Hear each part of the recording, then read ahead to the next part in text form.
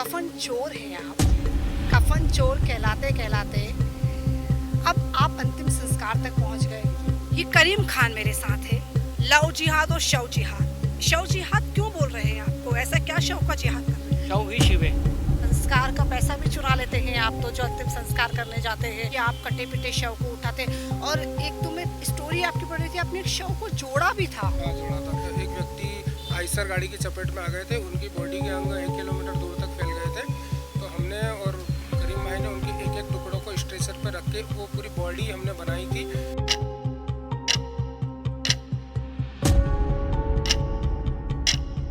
नमस्कार, मैं हूँ आपके साथ मेघा चिन और आप देख रहे हैं भारत रत्न न्यूज। कहते हैं कि किसी की मौत के बाद अगर उसको अंतिम संस्कार पूरी तरीके से मिल जाए तो वो जिंदगी का सबसे अच्छा सहारा बन जाता है।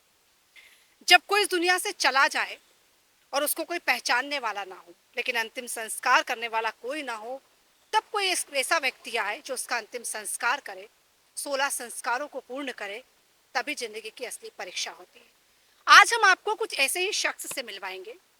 ये शख्स वो हैं जो ऐसी लावारिस शवों का अंतिम संस्कार करते हैं जिन्हें कोई पहचानता नहीं, जिन्हें कोई जानता नहीं, जिन्हें रोड पर छोड़ दिया जाता है। ऐसी बॉडी जिनसे बहुत बदबू आती है, सड़े गले शव होते हैं या कुछ मानसिक रोगी होते हैं जिन्हें अस्पताल पहुंचाया जाता है, जिन्हें ठीक कराया जाता है और इनमें इन्हें खुशी मिलती है। आज मैं आपको उन्हीं से मिलवाऊंगी और उनसे बात करेंगे और जानेंगे कि आखिर उन्होंने इस सेवा को क्यों चुना। मेरे साथ मौजूद है जेयू जोशी जी, करीम खान जी। पर सवाल मैं सबसे पहले जेयू जोशी जी से लूंगी। कफन चोर हैं आप। कफन चोर कहलाते कहलाते अब आप अंतिम संस्कार तक पहुंच गए। ये कफन चोर का आरोप क्यों लगता है आपको? दीदी, सबसे पहले तो कहना चाहूँगा कि कुछ तो लोग कहेंगे, लोगों का काम है कहना। छोड़ो बेकार की बातें, कहीं बीत ना जाइए रहना। मैं इतना सा कहना चाहता हूँ कि सड़क पे पड़ी हुई वो लाश जिसके अंग 100 मीटर दूर तक फैले हुए हैं, अगर उन्हें समेटना कफन चोरी है तो हाँ, मैं कफन चोर हूँ। रेलवे ट्रैक पे पड़ा हुआ वो इंसान जिसका हाथ वहाँ है, जिसका सर वहाँ है, जिसकी आत्मा रूह तड़प रही है कि कोई व्यक्ति आए, उसे मान सम्मान के साथ मेरी बॉडी को ले जाए और मेरा अंतिम संस्कार कर दे। अगर ये कफन चोरी है तो मैं कफन चोर हूँ, मुझे कोई मतलब इस शब्द से कोई दिक्कत नहीं है। और मैं ये अपराध बार बार करता रहूँगा जब तक मेरी अंतिम सांसें चलती रहेगी। लावारिस शवों के लिए मैं हमेशा कफन चोरी करता रहूँगा, उन्हें मोक्ष की अंतिम यात्रा तक सुकून के साथ पहुँचाते रहूँगा। और बस इस बारे में इससे ज़्यादा कुछ कहना ही नहीं चाहता हूँ। तो मैं तो कबूल करता हूँ, हाँ, मैं कफन चोर हूँ। और कफन चोर रहेंगे। रहेंगे, अंतिम सांस तक रहेंगे। ये करीम खान मेरे साथ है। चूंकि पॉलिटिक्स हो या समाज की बात हो तो हमेशा एक एंगल से जोड़ दिया जाता है। पर करीम खान जी, मैं आपसे पूछूंगी, लव जिहाद और शव जिहाद। शव जिहाद क्यों बोल रहे हैं आपको? ऐसा क्या शव का जिहाद कर रहे हैं? आपका धन्यवाद। आपने जो प्रश्न किया है, शव जिहाद क्या, ये तो मानसिकता लोगों की है। मेरे पूज्य पिताजी 1978 से इस कार्य को करते आ रहे हैं। 97 से रजिस्टर्ड है हमारा। और शव ही शिव है। मात्र खाली एक भोलेनाथ की अपन जो पूजा पाठ करते हैं, वो जो भस्म आरती आपने देखी कि उज्जैन के अंदर, मैं भस्म आरती में भी शामिल हुआ हूँ। जो एक ज़माने में भस्म चढ़ती थी भोलेनाथ जी, वो कितना भाग्यशाली बनता होगा जिसकी भस्म भोलेनाथ को चढ़ती होगी। तो उसी से मतलब हमारे में पापा प्रेरित हुए और हम लोग आज उनके नक्शे कदम पे चल रहे हैं। और शव का अंतिम संस्कार, लावारिस या गरीब परिवार के लोगों का अंतिम संस्कार करना ही शव जिहाद है। तो ऐसे शव जिहाद तो हमें करीबन 97 से मैं करते आ रहा हूँ। तो लोगों अभी के लोगों को तकलीफ हो रही है, इतने साल से लोग तो थे नहीं। और आप अच्छा कर्म कोई सा भी करो, अच्छे कर्म में भी लोगों को तकलीफ होगी। बिल्कुल, बिल्कुल। जयू भैया, मैं आपसे जानना चाहूँगी, चूँकि इतने लंबे समय से आप युवा हैं, यंग हैं, पढ़े लिखे हैं और इतने सालों से आप ये मैं आपको देख भी रही थी पर्सनली, मैंने आपके वो वीडियोस देखे। इसमें वो बॉडी को कोई दूर दूर तक रिश्तेदार नहीं पहुँचना चाहता, ऐसी बॉडी को आप उठाते हैं, कैसा महसूस होता है? दीदी, पढ़ाई के बारे में तो बताता हूँ। कम उम्र में माता पिता की डेथ हो गई थी। इंदौर आ गया था। इंदौर के हमारे क्राइम ब्रांच के डीएसपी सर अखिलेश द्विवेदी जी ने मुझे पढ़ाया, आगे बढ़ाया और उन्होंने मुझे सिखाया कि बेटा, तुझे भगवान ने एक नया जन्म दिया है, तेरे माँ बाप नहीं है, तो तू अब अपनी ज़िंदगी ऐसे लोगों के लिए समर्पित कर जिनका इस दुनिया में कोई नहीं है। तो वही मेरे मार्गदर्शक हैं, अखिलेश द्विवेदी सर। और जैसे आप पूछ रहे हैं कि ये टुकड़े पड़े होते हैं, ये उठा लेता हूँ, तो मुझे मतलब मैं ये सोचता हूँ कि ये मैं ही हूँ। जो सामने जो लाश पड़ी है ना, ये मेरे ही शरीर के टुकड़े हैं। कल को मेरे साथ भी हादसा हो सकता है, मैं भी किसी ट्रक की चपेट में आ सकता हूँ, क्योंकि मैं सड़क पे घूमता हूँ, मैं भी ट्रेन में यात्रा करता हूँ। तो मुझे इन चीज़ों से कोई घृणा नहीं होती है। और कई बार तो ऐसा समय भी आता है कि जैसे पानी के अंदर कोई लाश पड़ी हुई है, 10 दिन हो गए हैं, उस समय हमारे पास संसाधन नहीं होते हैं, क्योंकि हम बहुत निम्न स्तर के गरीब परिवार के लोग हैं। हम इतना अफोर्ड नहीं कर पाते हैं, इतनी हमारे पास इक्विपमेंट नहीं है, किट्स नहीं है। तो कई बार हम नदी में रस्सी बांध के उतर जाते हैं, हमारे पास ग्लव्स भी नहीं होते हैं। जी भैया, पर आरोप ये भी है कि संस्कार का पैसा भी चुरा लेते हैं आप, तो जो अंतिम संस्कार करने जाते हैं और शव का मतलब जो आपको, एक तो आप नौकरी भी कर रहे हैं और पर्सनल काम भी कर रहे हैं, तो पैसा कहाँ से आ रहा है? दीदी आप पता कर लेना इन दोनों मेरी कितनी संपत्ति है और मैं कहाँ रहता हूँ और मेरे पास कितने गहने हैं, मेरा बैंक बैलेंस कितना है, वो तो मैं आपको दिखा दूंगा सारी चीज़ें। अगर आज मेरे पास इतना पैसा होता, इतनी गाड़ियाँ होती, तो मैं इस सामान्य कपड़ों में नहीं होता, ऐसी टूटी हुई चप्पल में नहीं होता। और मेरे पास वाकई में कई शौक सुविधा की चीज़ें होती, आलीशान चीज़ें होती। आईफोन होता 2 लाख रुपए का, 2.5 लाख रुपए का, देख सकते हो ये 30,000 रुपये का मोबाइल है। वो भी इसीलिए है कि हमें इन बॉडीज़ के फ़ोटो सेव करके रखने पड़ते हैं। हमने डिजिटल लाइब्रेरी बनाई है कि साल 2 साल 4 साल बाद भी कोई व्यक्ति अगर आता है कि हमारे पिताजी गायब है, तो हम उन्हें अपना पूरा डाटा दिखाते हैं। तो अब देखो, हम किसी का मुंह तो बंद नहीं कर सकते दीदी कि मेरे पास करोड़ों रुपए है, अरबों रुपए। लेकिन हाँ, इतना बता सकता हूँ कि मैं एक सामान्य सा चतुर्थ श्रेणी बाहर जो आउटसोर्स कर्मचारी होते ना, जिनकी 10,000 रुपये सैलरी होती है, तो एक सब वाहन है इंदौर में नगर निगम का, मैं उसमें हेल्पर के रूप में मेरी जॉब है, जिससे मुझे 10,000 रुपये मिलते हैं और वही मेरी आजीविका का साधन है। कई बार मुझे वो पैसे भी इन संस्कारों में लगाने तो पड़ते ये जो आरोप लग रहे हैं, ऐसे फर्जी आरोप है, आप इसको झुटला रहे हैं पूरी तरीके से, आप कह रहे हैं कि नहीं ऐसा नहीं है, तो कहाँ से पैसा आ रहा है? कहीं से तो कुछ तो फंड आता होगा। दीदी। अगर इतने आरोप लगे, इतना होता, तो अभी तो मेरे ख्याल से हमारे पास ईडी की रिपोर्ट रेड पड़ जाती, सीबीआई हम पे छापा मार देती, दिल्ली से हमारे पास कुछ ना कुछ तो एक्शन हो जाता। तो जो सत्य है वो सत्य है, चल रहा है जो चल रहा है। करीम जी, आप बताइए, चूंकि आरोप तो आप पर भी बहुत है कि आप इनके साथ मिलके चोरी कर रहे हैं, शव जिहाद कर रहे हैं, कफन चोर हैं, और हाल ही में एक संस्था जो बंद हुई उसमें भी आपका बड़ा हाथ था, तो क्या कुछ कहेंगे? हाथ क्या है मैडम, ये तो लोगों की मानसिकता है। और अगर हमारा ही हाथ होता तो हम इतने साल से कर रहे हैं, आज हम कहाँ से कहाँ होते। ऐसे टूटी फूटी गाड़ियों पर नहीं चलते। और दूसरी बात ये, लोगों का काम है मैम कहने का, अपन उसको क्या जवाब दें क्या नहीं। जब तक वक्त आएगा वो खुद समय जवाब मिल जाएगा उनको। और हाँ सवाल कफन चोर का, तो कफन कौन चुराएगा? और जो हमारे पास जो बॉडी आती है, 3 से 4 दिन पुरानी डेड बॉडी आती है, लावारिस आती है गरीब परिवार की, तो हमारे साथ अधिकतर पुलिस साथ में रहती है और पुलिस की मौजूदगी में हम सारा काम करना पसंद करते हैं। और अंतिम संस्कार भी हम लोग विधि विधान पूर्वक करते हैं। अंतिम संस्कार करने यहीं तक हम छोड़ते नहीं हैं। साल में एक बार इन सारी पावन अस्थियों को निकाला जाता है। पावन अस्थियों को निकालने के बाद हम उनका पिंडदान करते हैं, तर्पण करते हैं। और हमारे जो वरिष्ठ मंदिर के जो पुजारी हैं, जैसे शनि मंदिर के महाराज अन्ना महाराज जी, खजराना गणेश मंदिर के पुजारी जी, इनकी मौजूदगी में हम पिंडदान तर्पण करते हैं और सभी लोगों को सम्मिलित भी करते हैं। जयू भैया, जब ये शवों का आप अंतिम संस्कार करते हैं, जब इस तरीके की बॉडी आप उठाते हैं, तो मन में एक तरफ क्या चल रहा होता है? क्योंकि ये बड़ा मुश्किल है, इतना आसान नहीं है। मैं देख रही थी कि आप कटे पिटे शव को उठाते, और एक तो मैं स्टोरी आपकी पढ़ रही थी, आपने एक शव को जोड़ा भी था। हाँ, जोड़ा था। ये 1 साल पहले की बात है, राखी के समय की बात है। एक व्यक्ति आइसर गाड़ी की चपेट में आ गए थे, उनकी बॉडी के अंग 1 किलोमीटर दूर तक फैल गए थे। तो हमने और करीम भाई ने उनके एक एक टुकड़ों को स्ट्रेचर पर रख के वो पूरी बॉडी हमने बनाई थी। और उनके पेट के अंदर मैंने देखा कि कुछ चीज़ फंसी हुई है, तो मैंने जब उससे निकाला तो उनका आधार कार्ड निकला और उससे उनकी बहन को हमने सूचना दी। तो वो परिवार आज भी हमारा बहुत ऋणी है, आभार मानता है। ऐसे कई परिवार हैं। कुछ सौ तो ऐसे भी हैं जिन्हें हमने रोड से ऐसे, क्योंकि हम फावड़े से नहीं उठा पाते ना, तो हमने अपने हाथों से खरीद खरीद के उनकी स्किन और उनके जो हाथ हाथ होते हैं, मांस के जो लोथड़े होते हैं, उन्हें हम सम्मान के साथ लाते हैं। जी भैया, आप तो अच्छा पढ़ लिख के एक अच्छी कंपनी में नौकरी भी कर सकते थे, फिर आवश्यकता क्यों थी कि शवों को उठाना है, लावारिस शवों को वृद्धाश्रम पहुंचाना है या उनको ठीक करना है? क्यों लगा आपको ऐसा कि ये करना चाहिए? दीदी, मैं पहले बहुत अच्छे स्तर पे जॉब करता था, मेरी 50-60 हज़ार रुपये उस समय सैलरी होती थी, आज से 10 साल पहले। और दूसरी बात ये है कि मुझे लग रहा था कि ये सेल्फिश वाली लाइफ नहीं चाहिए। मेरा क्या जीवन था, सुबह उठा, 6 घंटे नौकरी की, फिर अपना टीवी देखी, मूवी देखी, घूमे, मस्ती करी और कैफ़े में गए, पब में गए, रात में आके सो गए। तो ये कोई लाइफ नहीं थी। और मेरे जो गुरुजी थे, द्विवेदी साहब ने मुझे समझाया था कि तुझे अब ये जो नया जन्म मिला है तेरे माँ बाप के जाने के बाद, उनके एहसान है मुझ पर, तो तुझे अपना जीवन बेटा किसी अच्छे कार्य में समर्पित करना है। इसीलिए मैंने अपनी जॉब, रोजगार, यहाँ तक कि मेरा जो वैवाहिक जीवन था आज से 11 साल पहले, मैंने उसे भी त्यागा है और मैं पूर्ण रूप से मैंने गृहस्थ आश्रम और जितने प्रकार के जो एक मानव की जो शौक होते हैं वो सब खत्म कर दिया है। हाँ, एक चीज़ ज़रूर कहना चाहूँगा कि मैं इस लेवल के जो दुर्लभ कार्य करता हूँ तो कई बार मुझे भी रात में नींद नहीं आती, क्योंकि मैं भी इंसान हूँ, मेरा भी तो दिल है।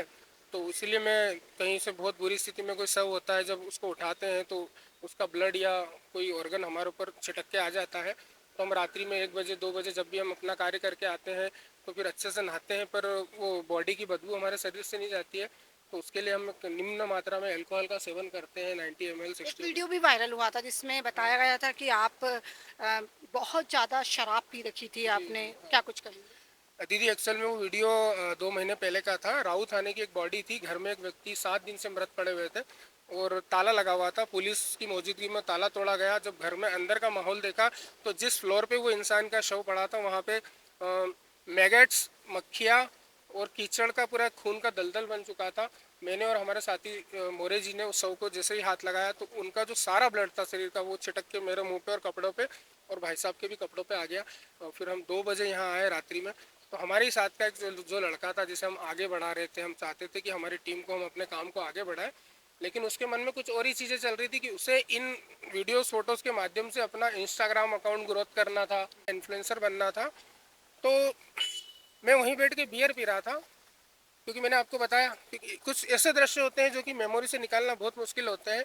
और मैं शासकीय जो शराब की दुकान हुई वहाँ से टैक्स दे के वो चीज़ लेके आया था पेमेंट करके, जो कि मेरे ख्याल से गलत नहीं है, और मैंने उसका सेवन किया और मेरे ही मित्र ने उसे पूरे दुनिया में वायरल किया और ये बताया है कि वो जो दारू की जो बोतल आई थी जो बियर की, वो हम लोग कफन चोरी करके लाश जिहाद करके, तो मेरे ख्याल से मैं इतना गिरा हुआ व्यक्ति नहीं हूँ कि 100 रुपये की भी कोई चीज़ खरीदने के काबिल नहीं हूँ। तो आप समझ सकते हो इन चीज़ों का मतलब क्या है। करीम जी, कहाँ से ये प्रेरणा मिलती है कि शवों को उठाना है, क्योंकि ये बड़ा मुश्किल काम है, ये इतना आसान नहीं है। जब आप शव उठाते हैं तो बेहद बदबू, सड़ा गला शव, उसको ठीक करना या उसकी डेथ हो गई तो शव का अंतिम संस्कार, ये प्रेरणा कहाँ से मिलती है? ये मेरे पूज्य पिताजी से मिली मेरे को प्रेरणा। 1978 की दास्तां है ये। एक कॉलोनी बसती थी, उस कॉलोनी में परिवार एक शांत हो जाता है, आपस में सब चंदा करके इकट्ठा करके उस परिवार का अंतिम संस्कार कर देते हैं। कल को बेटा बड़ा होता है तो बेटा बड़ा धनवान हो जाता है। बच्चों की आदत मालूम है आपको, हंसी मजाक ठिठोली करते हैं।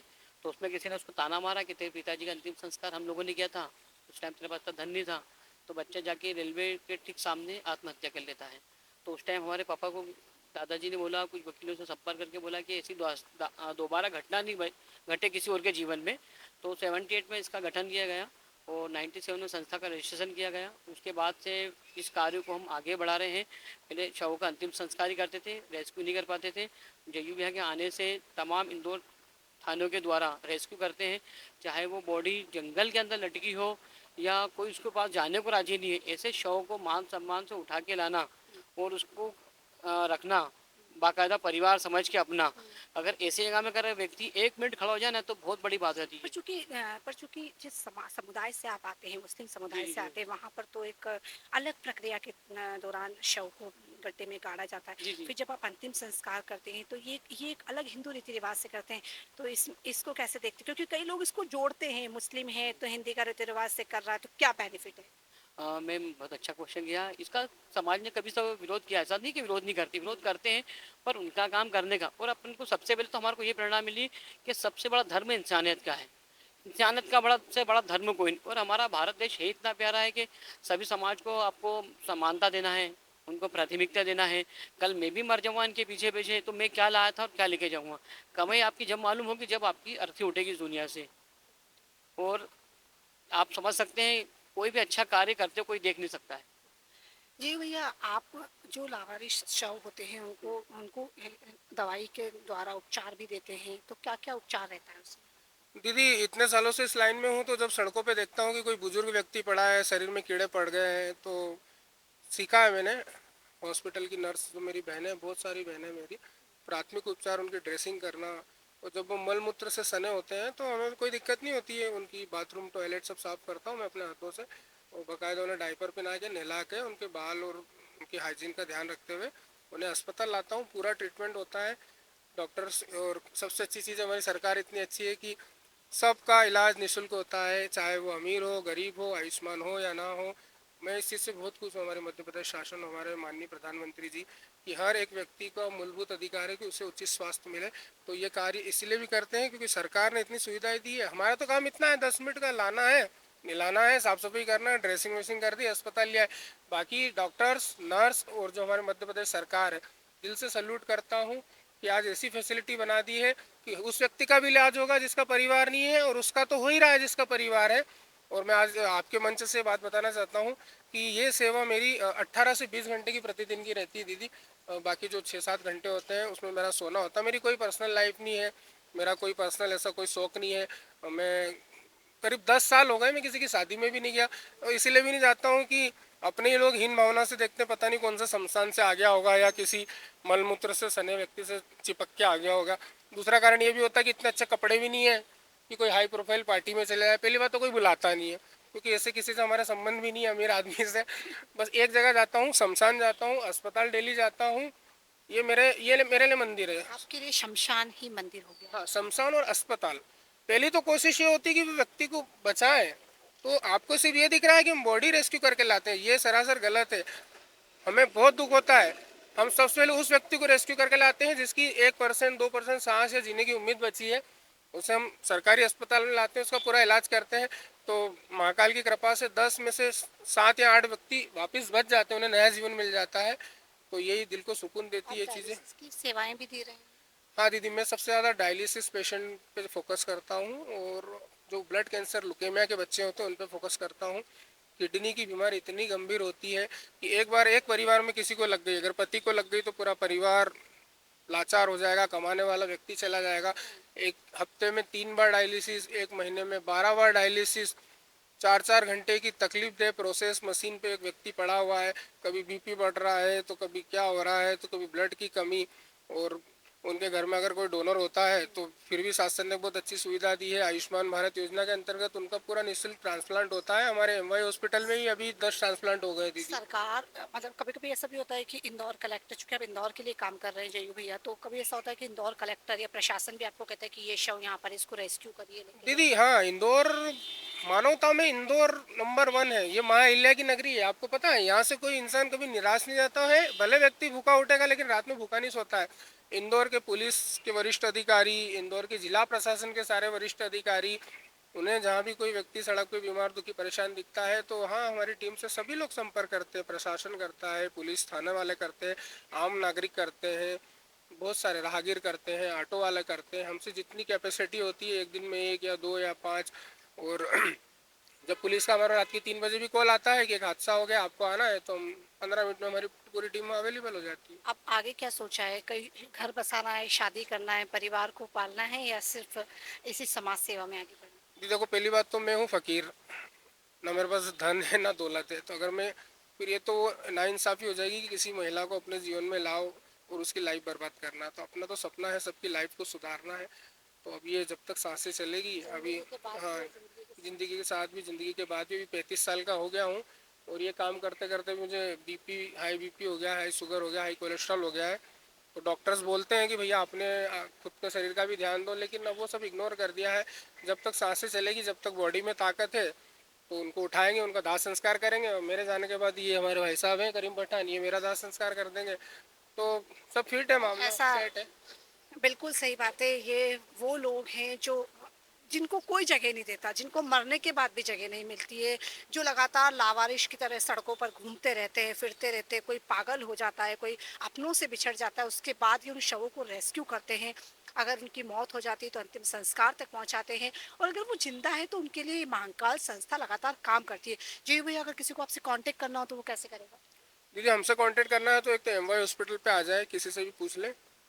दूसरा, हमारा नंबर हम वीडियो में मेंशन कर देते हैं, 9977759700। 24 आवर ये सेवा चालू रहती है। बाई चांस कभी ऐसा हो जाता है कि 20-22 घंटे कार्य करने के बाद हम 1-2 घंटे सो जाते हैं, तो उस समय शायद हम फ़ोन ना उठा पाए, उसके लिए अभी से माफ़ी चाहूँगा। बाकी 24 घंटे हमारी सेवा सबके लिए तैयार है।